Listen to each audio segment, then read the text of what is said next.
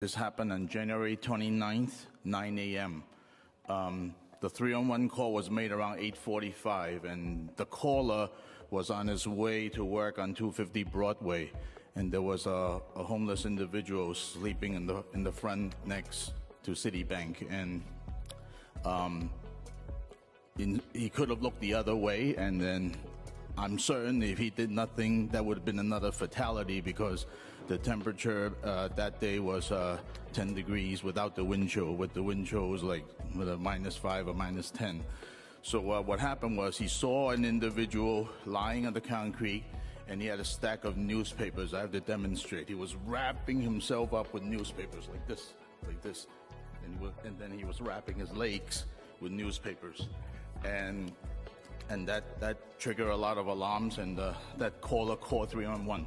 And the 311 was called at 9 a.m. Here's that number, 311-261-58988.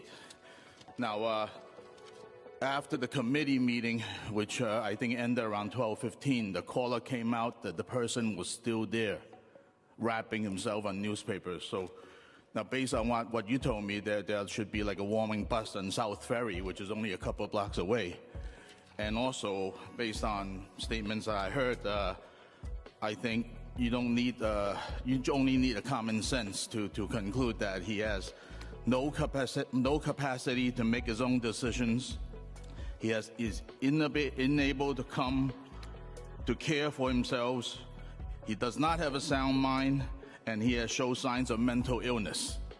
Right? Because if you have a sound mind, you would know that in those temperatures you cannot stay warm or wrapping yourself up with newspapers, okay?